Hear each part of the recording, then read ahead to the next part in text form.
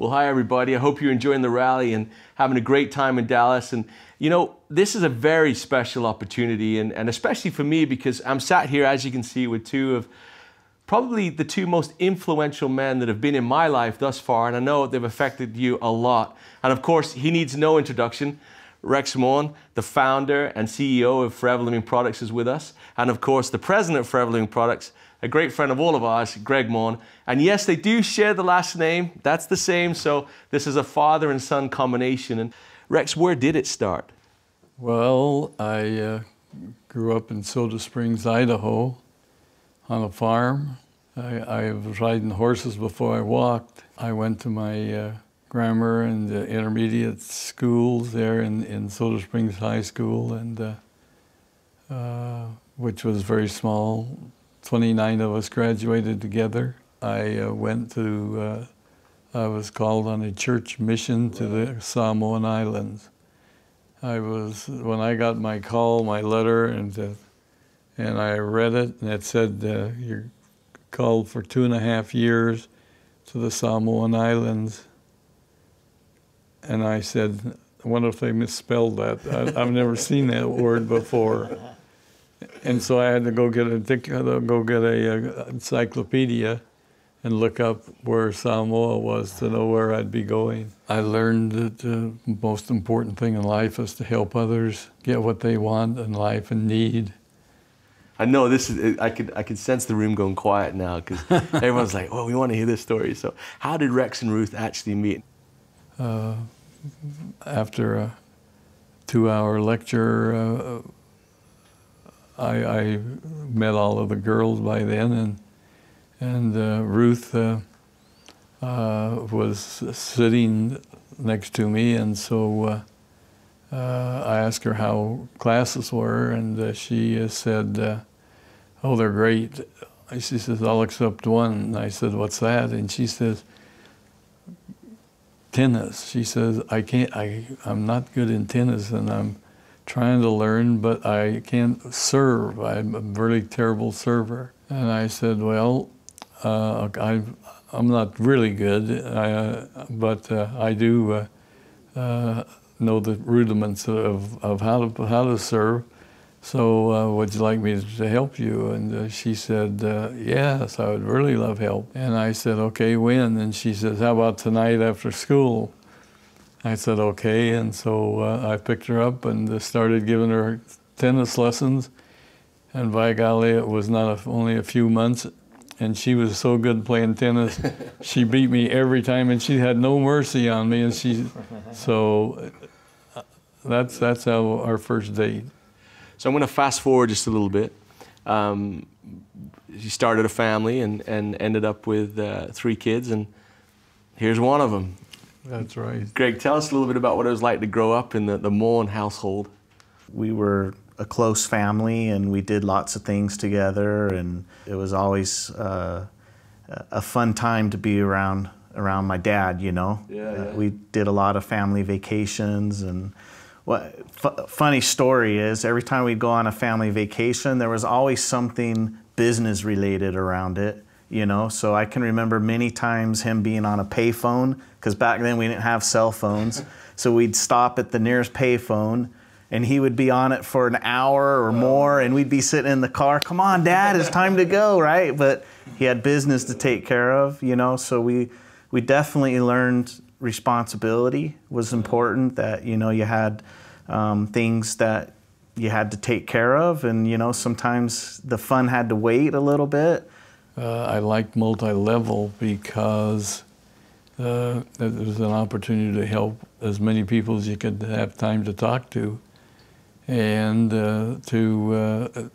if you could train them and teach them and help them get the business started, they could usually always make more money than they were making whatever they were doing at the present time. And so I started looking at the marketing plans of these other companies and said, gee, you know, these are great, and the people that's there are doing good, but I think if they did tweak some of these things and did them differently, that we'd be able to get more people involved and be able to help more people make a better living. And so I started working on the marketing plan.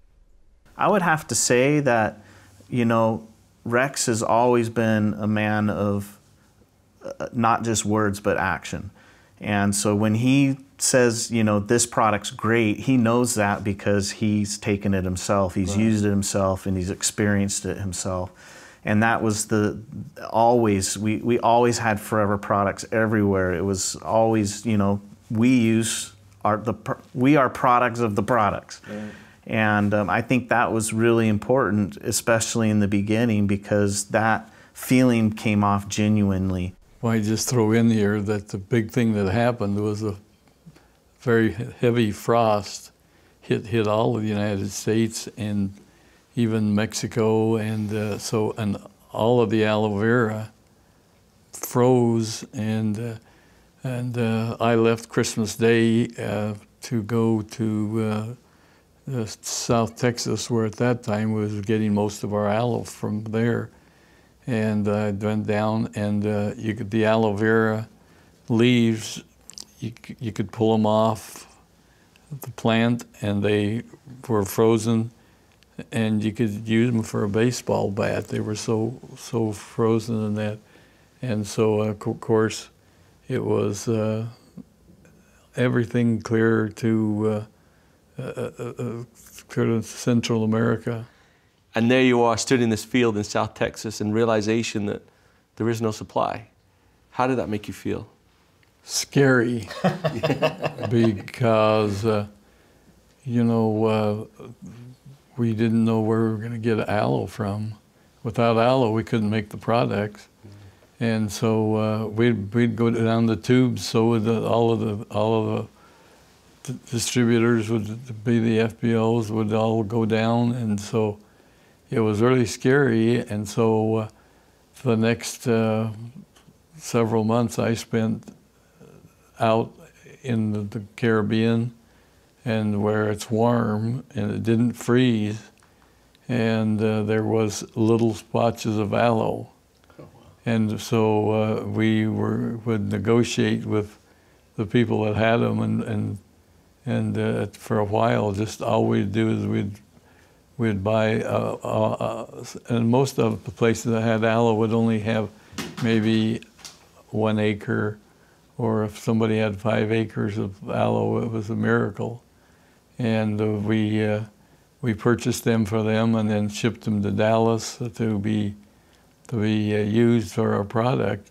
Ever since then, I've made sure that we have plenty of aloe fields with lots of aloe in them, so that we never have another scare like that. I think he underscores the importance of, you know, most people, I would say, would have gone there and looked at that and would have given up. Mm-hmm. They would have said, well, that's it. Well, I can't fight Mother Nature, you know, she ruined me, and that it is what it is, that's it.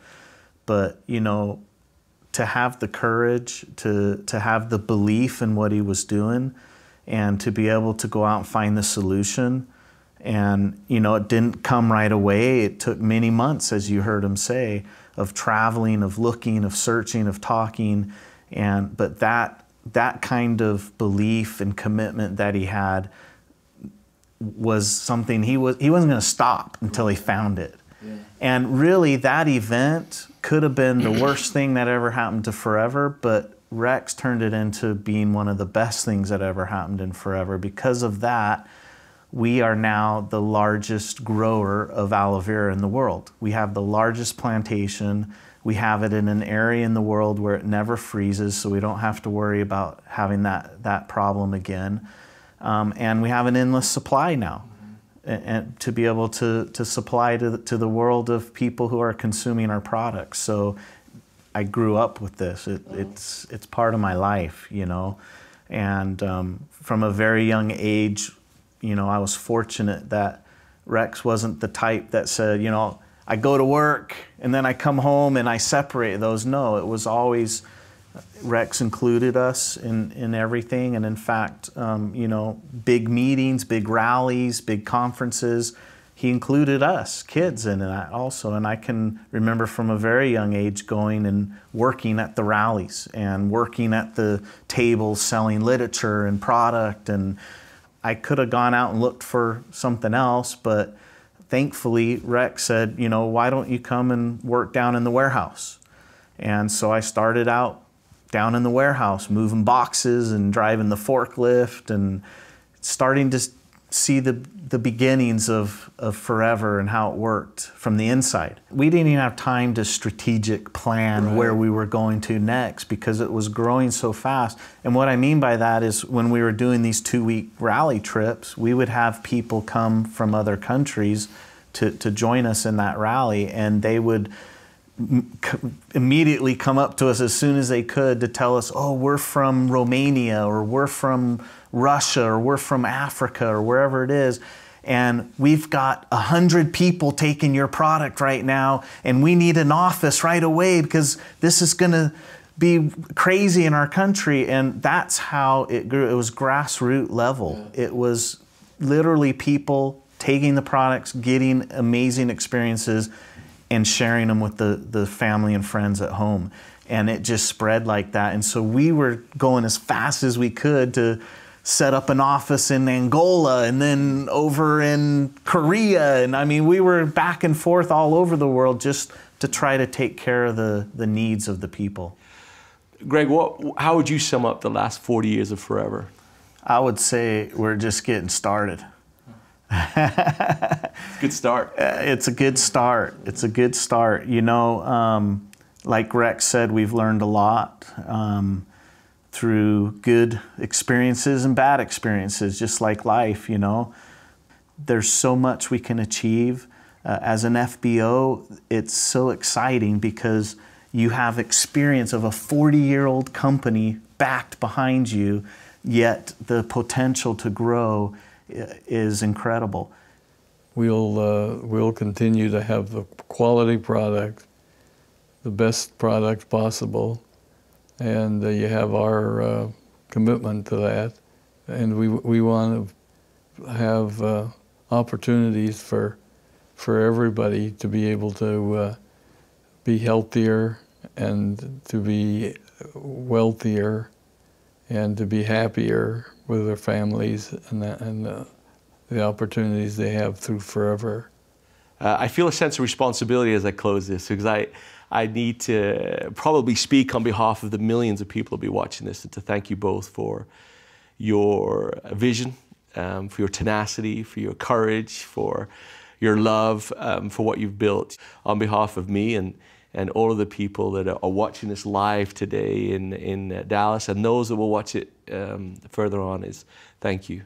Thank you, Rex, for all that you've done. We're thrilled with the past 40 and we can't wait for the next 40. Greg, we appreciate you and we love you both very much.